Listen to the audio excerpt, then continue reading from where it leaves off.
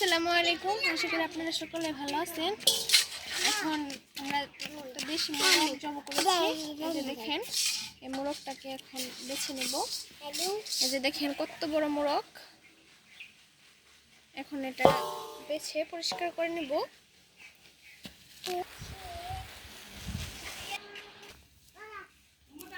এই যে বেছে ভালোভাবে পরিষ্কার করে ঝলসে নিয়েছি। এখন আরও জাগলাম আছে ওগুলো ভালোভাবে ঝেড়ে তারপরে কেটে নিব।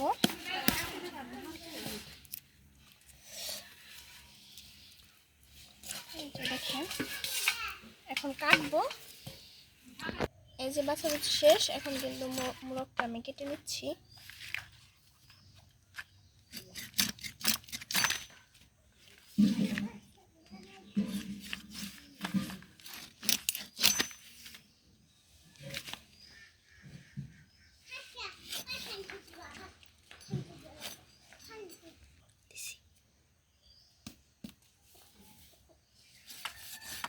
এই যে মাথা পা ওগুলা সব কেটে নিয়েছি।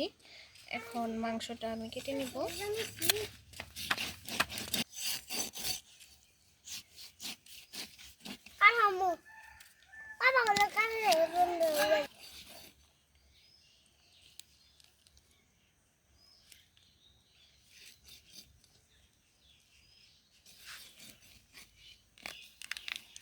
এটা কিন্তু একদমই দেশি মোরগ।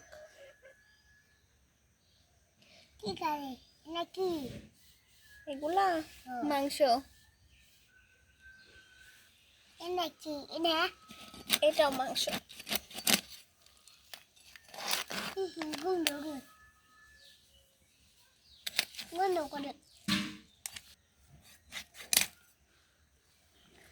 ঘুরি বাইরে আছে।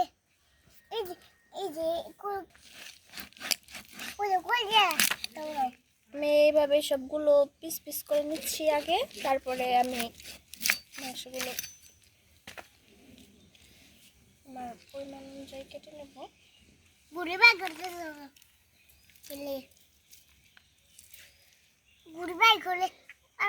আপনারা কিছু মনে করেন না, আমার ছোট ভাতিজি ও একটু কথা বলতেছে,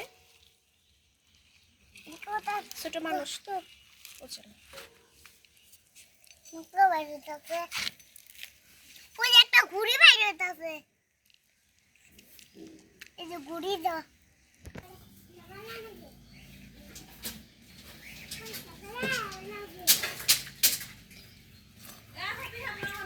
সাবিহা আমরা গাছ বুনি যাও। একদম মোরগটা কিন্তু একদমই টাটকা। এই দেখেন মাংসটা একদম খয়ারির মতো, আর আমার হাত একদম রক্তে ভরে গেছে। তো এভাবে আমি আগে মাংসের চামড়াটা ছাড়িয়ে নিচ্ছি, তারপরে কিন্তু আমি মাংসটা কেটে নেব।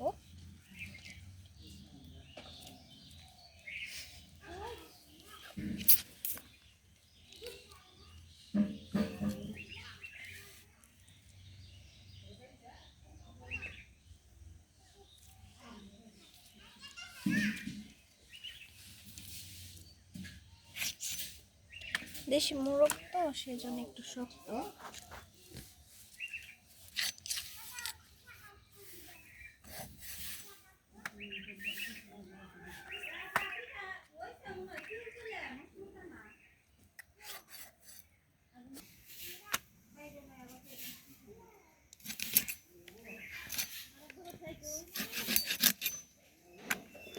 এই যে আমি এভাবে মাংসগুলো পিস পিস করে কেটে নিচ্ছি, চামড়াগুলো আমি এভাবে কেটে নিচ্ছি।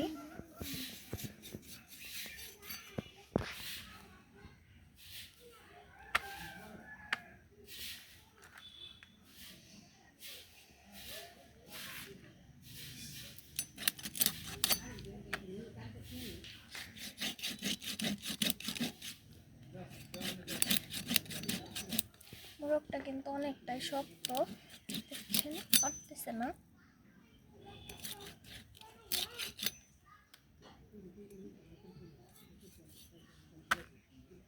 আমি এরকম সাইজের করে কেটে নিচ্ছি মাংসগুলো। আপনারা আপনাদের পরিমাণ অনুযায়ী কাটবেন, বড় ছোট করে।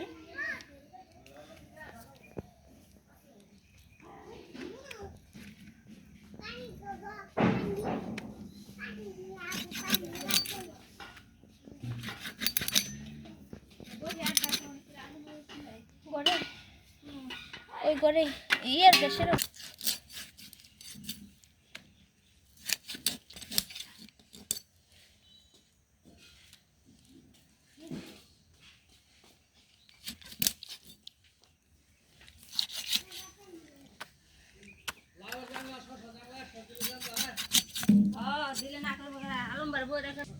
আজকে আমাদের বাড়িতে অনেক মানুষ, তাই আর রাখতেছি না, কেটে ফেলতেছি।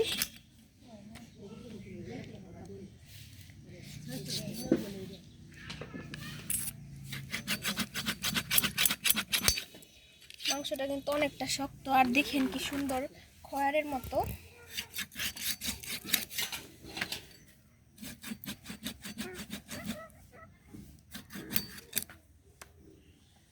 এরকম মাংস খেতে ভালো লাগে।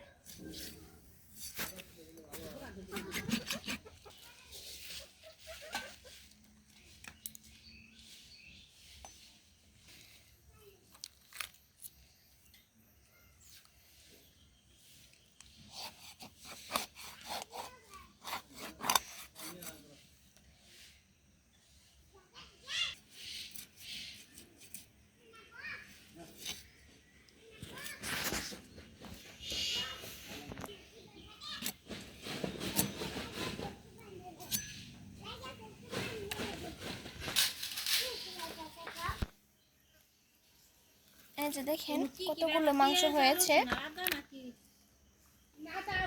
মাংসগুলো ভালোভাবে পরিষ্কার করে ধুয়ে নিয়ে আসতেছি, ততক্ষণ আপনারা দেখতে থাকেন, কোথাও যাবেন না।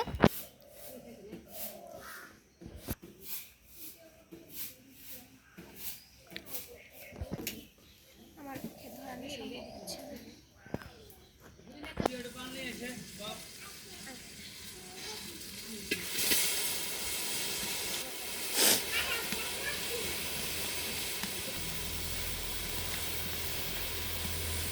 আজকে কিন্তু পাতিলে রান্না করা হচ্ছে।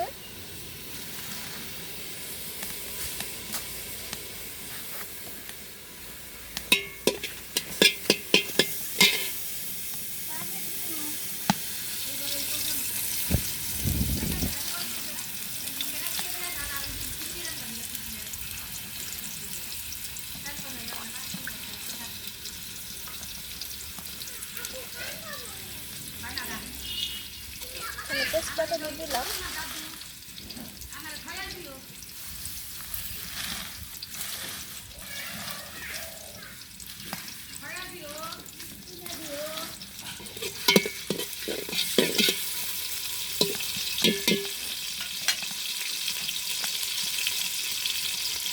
রসুনের এখন একটু তেলে ভেজে নিব। এলাচ, দারচিনি এগুলা কিন্তু বাটাও আছে, সেই জন্য কম করে দিচ্ছি।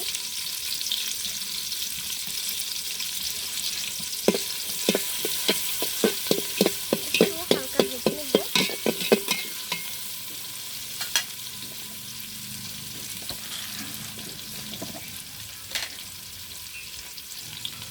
পরিমাণ অনুযায়ী লবণ দিয়ে দিলাম। লবণটা আমি আগে ব্যবহার করছি।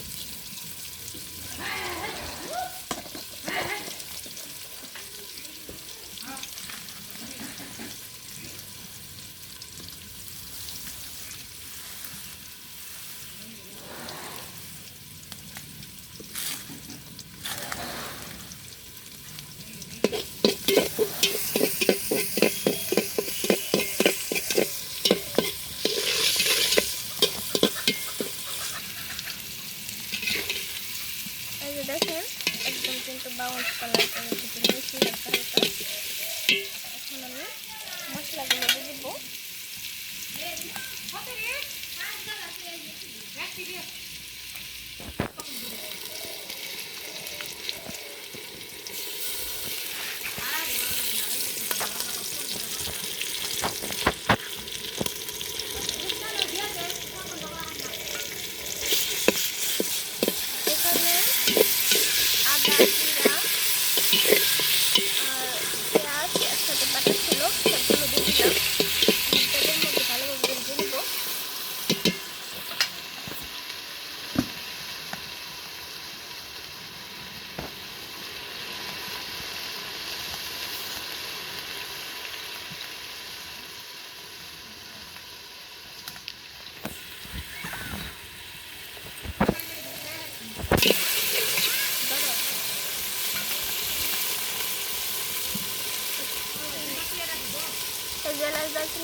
দিলাম।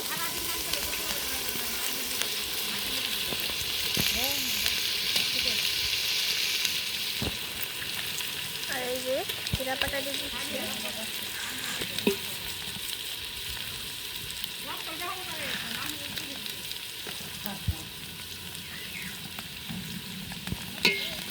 এখন তেলের সাথে ভালোভাবে মিশিয়ে নিব।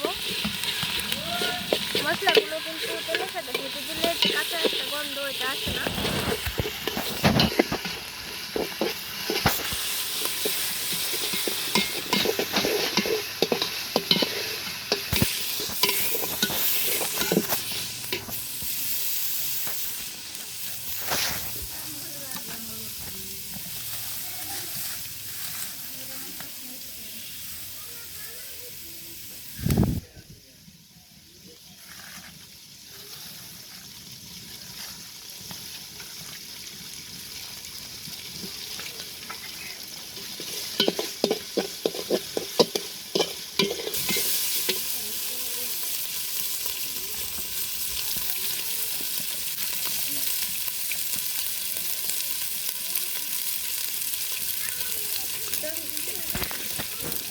হলুদের গুঁড়ো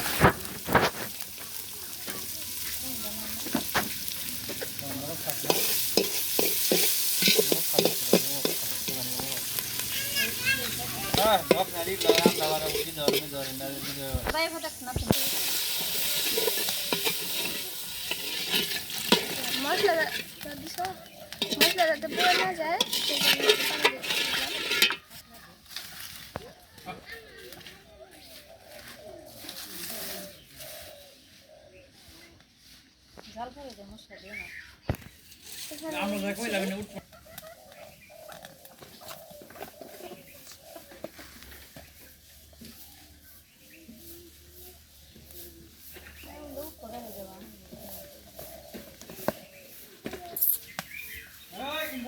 আগে দিও না।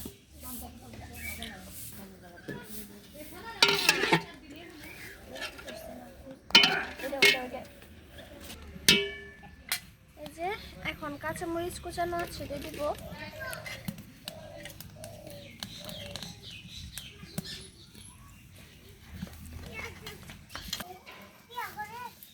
মশলাটা ভালোভাবে জাল করে নিব। ঢাকনা ঢেকে দিলাম। এই যে মশলা কিন্তু একদমই দেখেন জাল হয়ে গেছে। এই যে এখন মাংসগুলো দিয়ে আরো ভালোভাবে কষিয়ে নেবে।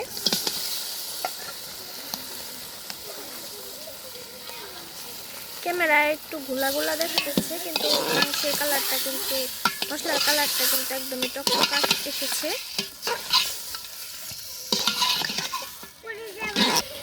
এই যে মাংসের সাথে মশলা ভালোভাবে নেড়ে চেড়ে নিচ্ছে। আজকে কিন্তু আলু দিয়ে, লাল আলু দিয়ে মাংস রান্না করা হচ্ছে, মোরগের মাংসটা। এই যে এখানে আলু দিয়ে দেওয়া হলো। তো মাংসগুলো কষানো হতে থাক। তো আপনাদের সাথে আমি 5 থেকে 10 মিনিট পরে ফিরে আসছি, ততক্ষণ আপনারা থাকেন। এই যে দেখেন কষানো কিন্তু প্রায় শেষের দিকে, আরও একটু কষে নেবে। ভাবিয়ে যে এখানে কষে নিচ্ছে, আর আমি এখন পোলাও রান্না করে নিব। দেখেন কি সুন্দর একটা কালার এসেছে।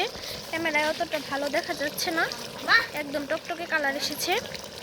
পোলাও রান্নার জন্য এখানে পানি গরম বসিয়ে দিয়েছি, আর এদিকে আমি পাতিল দিয়ে দিয়েছি। এখন আমি চুলায়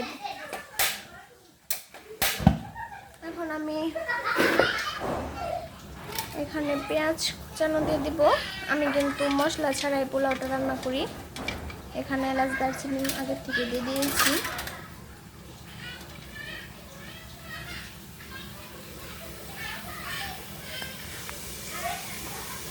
আপনারা চাইলে মশলা দিয়ে করতে পারেন। তো আমার কাছে মনে হয় এইভাবে করলে বেশি ভালো লাগে, কম মশলা দিয়ে।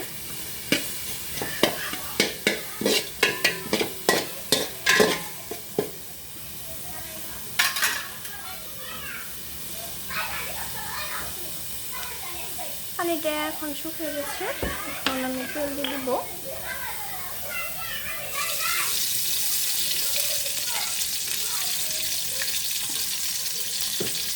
আমি এখানে কম তেল দিয়ে রান্না করছি, কারণ বাচ্চারা খাবে বেশি তেলের, তো বাচ্চাদের খাওয়ানো উচিত না।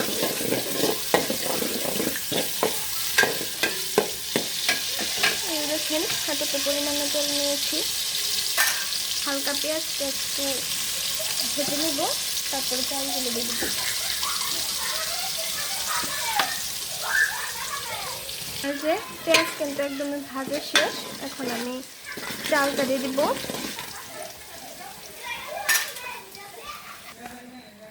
এই যে এখানে কিন্তু সবগুলো চাউল আমি দিয়ে দিয়েছি।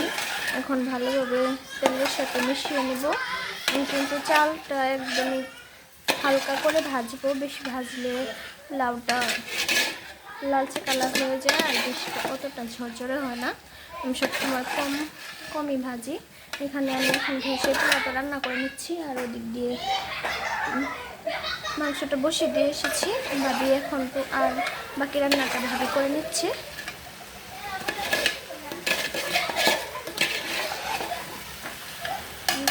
এইভাবে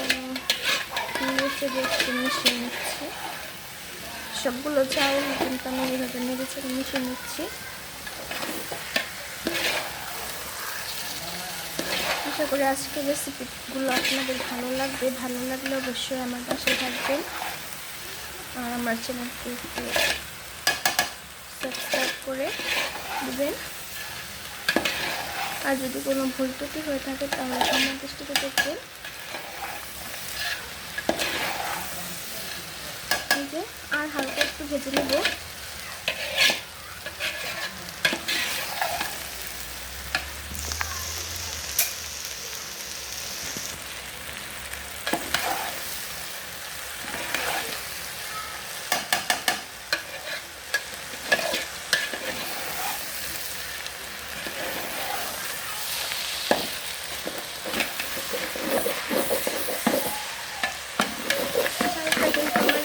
ভাজা শেষ, এখন আমি গরম করে রাখা পানিটা একটু করে দেব।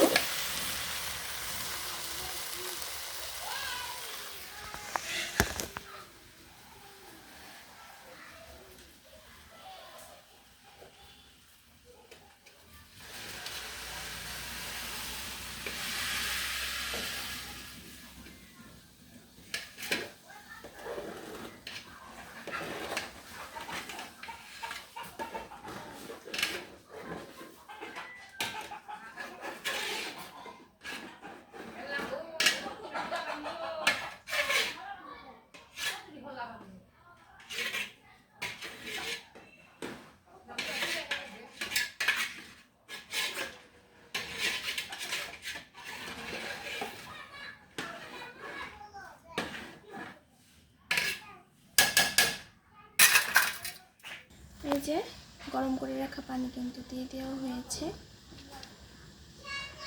এখন কিন্তু আমি চুলার আঁচটা একটু বাড়িয়ে দেব। এখন কিন্তু আমি হালকা ঢেকে দিব।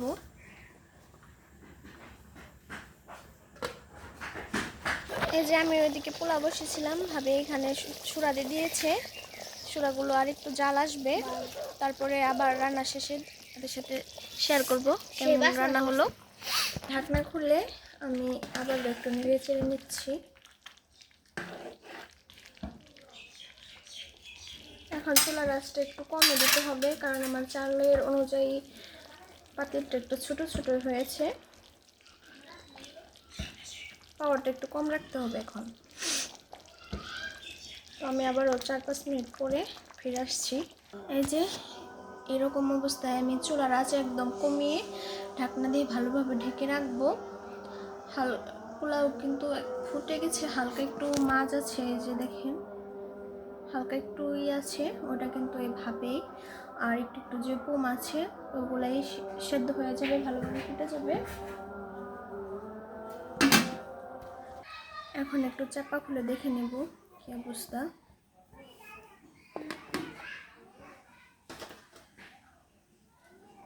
এখন আমি ভালোভাবে নেড়ে চেড়ে উল্টে পাল্টে দিব।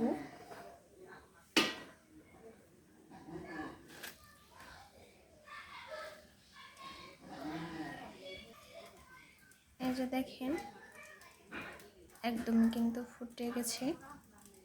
এখন এই যে ভালোভাবে আমি এরকম করে ঢাকনা দিয়ে ঢেকে রাখবো। পোলাওগুলো আরও ভালোভাবে গরমে তুলতুলা হবে আর একদম ঝরঝরে হবে। দেখেন একদম কিন্তু ঝরঝরে হয়েছে, একটা পোলাও কিন্তু লেগে যায় নাই।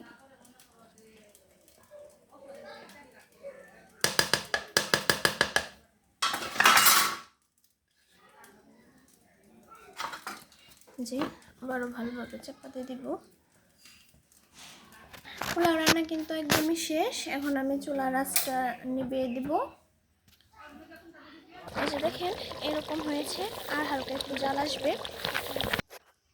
আজকের মতো এই পর্যন্তই। দেখেন রান্নার কালারটা কিন্তু অনেক সুন্দর এসেছে। গরম